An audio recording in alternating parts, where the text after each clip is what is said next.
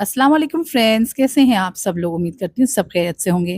तो आज मैं शेयर कर रही हूँ खिले-खिले चावलों वाली और बहुत ही मसालेदार चटपटी स्पाइसी बीफ बिरयानी रेसिपी। बड़े के गोश्त में इसको बना के तैयार किया तो ये बहुत ही मज़ेदार बन के तैयार होती है। रेसिपी बहुत आसान है, इसको एंड तक देखिएगा और ट्राई कीजिएगा। मुझे उम्मीद है आप लोग को बहुत पसंद आएगी।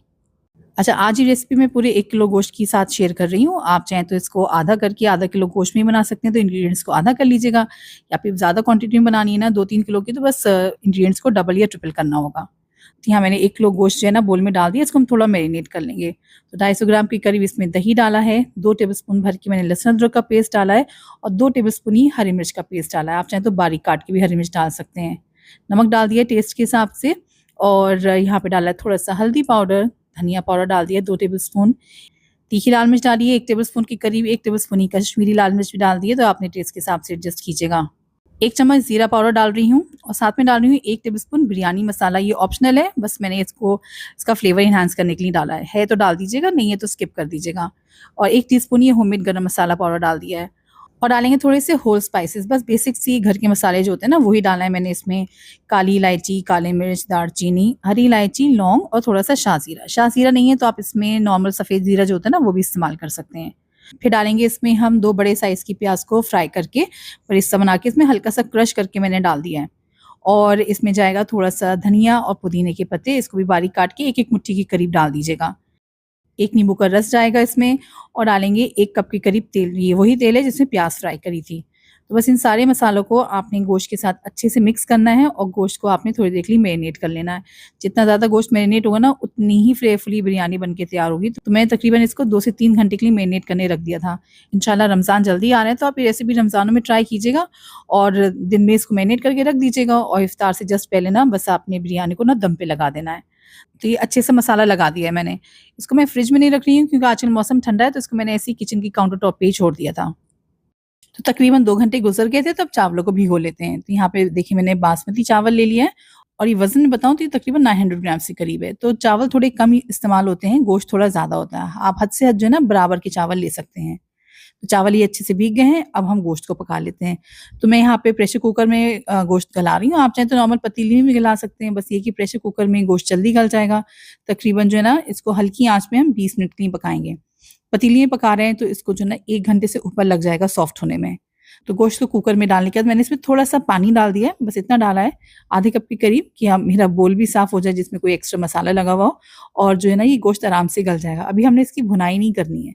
सिंपली जो है ना आपने इसकी लिड लगानी है, हाई फ्लेम पे 1 व्हिसल आने देनी है, फिर फ्लेम को लो करके हल्की आँच में 20 मिनट पकाना है और 4 से 5 मिनट वेट करने के बाद इसकी लिड को खोल देना है। अब जो है इस पॉइंट पे हम गोश्त को भून लेंगे।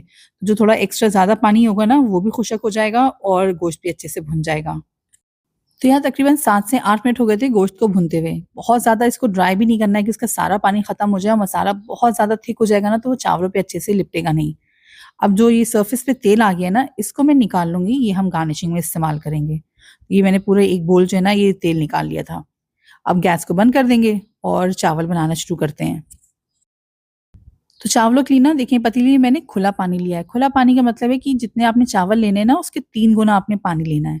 इसमें थोड़े से होल स्पाइसेस डाल देंगे खुशबू के लिए और थोड़ा-सा धनिया और पुदीने की पत्तियाँ डाल देंगे और तकरीबन आधे नींबू का रस इसमें हम निचोड़ के डाल देंगे। बाद में रस निकालने के बाद जो छिलका था ना वो भी मैंने इसमें डाल दिया है। इसको ढक देंगे और हाई फ्लेम पे इसमें एक उबाल आने का वेट करेंगे। जब उबाल आ जाए ना तो उसके बाद भी आप 2-3 मिनट इसको उबलने दीजिएगा पानी को ताकि सारी खुशबू ना मसालों की अच्छे से निकल जाए। फिर इसमें डाल देंगे भीगे हुए चावल और डालेंगे नमक। नमक मैंने यहाँ पे 3 टेबलस्पून के करीब डाला था और थोड़ा-सा तेल डाल देंगे, वही तेल है ये जिसमें प्याज़ को फ्राई करा था, बस 2 टेबलस्पून के करीब डाला है और इसको जो है ना अब हम पका लेंगे चावलों को तकरीबन 70 टू 80% के लिए। तो पतीली को ढक के मैंने चावलों को हाई फ्लेम पे तकरीबन 7 से 8 मिनट के लिए पका लिया था और आप देखिए मैं चावल आपको दिखा रही हूँ, ये अच्छे से सॉफ्ट हो गए हैं। जब मैं इसको दबा रही हूँ ना तो ये 2 टुकड़ों में टूट जा रहे हैं आराम से। तो अब क्या करना है, चावलों को पानी से अलग करने से पहले आपने ये जो चावलों का पानी है ना, ये निकाल लेना है। तकरीबन ये 3/4 कप के करीब मैंने ये निकाल लिया है। इसके बाद आपने चावलों को छान लेना है और इसको अलग छन्नी में रख लेना है।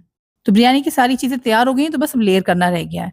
तो पतीली मैंने नीचे थोड़े से चावल बिछा दिए, उसके ऊपर जो पानी निकाला था ना, वो सारा डाल दिया है और अब आपने ये मज़ेदार सा जो ये मसाला तैयार किया था ना गोश्त का, वो आपने सारा इसके ऊपर लेयर कर देना है। गोश्त के ऊपर थोड़ा-सा धनिया और पुदीने की पत्तियों को हम डाल देंगे और थोड़ी-सी तली हुई प्याज़ और जो रिमेनिंग चावल थे ना, फिर मैंने ये सारे इसके ऊपर डाल दिए। हल्के हाथ से ही काम कीजिएगा, चावल को हल्के हाथ से ही पतीली में डाल के ना चम्मच की मदद से इसको फैला दीजिएगा, बहुत तेज़ हाथ मत चलाइएगा वरना चावल टूट जाते हैं। इसके ऊपर हम तेल डाल देंगे, तो तेल देखिए मैं किस तरीके से डाल रही हूँ। जो छेदों वाला चम्मच होता है ना, उसकी मदद से आपने पूरा तेल जो है ना चावलों के ऊपर बिखेर देना है। इससे क्या होगा ना, तेल सारे चावलों पे जाएगा और चावल जो है ना अच्छे चिकने-चिकने खिले-खिले बन के तैयार होंगे। नेक्स्ट मैंने ये फूड कलर यूज़ करा है, ऑरेंज फूड कलर है ये हल्का-सा मैंने चावलों के ऊपर डाल दिया है। आप चाहें तो ये बिल्कुल स्किप कर सकते हैं अगर आपको फूड कलर पसंद नहीं है तो। और लास्ट में इसको दोबारा से गार्निश करेंगे हरे धनिये और पुदीने की पत्तियों के साथ और थोड़ी-सी प्याज़ के साथ। अब इसको हम ढक के जो है ना दम पे लगाएँगे, तो क्योंकि इस टाइम पतीली बिल्कुल ठंडी हो चुकी है, तो पहले हाई फ्लेम पे इसको रखेंगे 4 से 5 मिनट के लिए, फिर इसको हम हल्की आँच पे पका लेंगे तकरीबन 15 से 20 मिनट के लिए। जब 20 मिनट गुज़र जाएँ तो आपने गैस को बंद कर देना, लेकिन लिड को जो है ना कम से कम 5 से 6 मिनट ऐसे ही रखे रहने दीजिएगा। उसके बाद इसको आप लिड हटाइएगा और लिड हटाने के बाद भी आपने 3 से 4 मिनट वेट करना है ताकि ऊपर की स्टीम थोड़ी-सी कम हो जाए, उसके बाद आपने चावलों को मिक्स करना है। तो ये छोटी-छोटी सी बातें होती हैं, अगर आप इसका ध्यान रखेंगे तो चावल बहुत खिले-खिले बन के तैयार होंगे। एकदम से लिड हटाते ही अगर आप चम्मच चला देंगे तो चावल का टूटने का बहुत डर रहता है। और आप देख सकते हैं माशाल्लाह कितनी खिली-खिली और मज़ेदार ये बिरयानी बन के तैयार हुई है। देखने में इतनी मज़ेदार लग रही है तो आप सोच सकते हैं कि खाने में कितने मज़े की होगी। तो रेसिपी ट्राई कीजिएगा, मुझे उम्मीद है ये आप लोग को बहुत पसंद आएगी।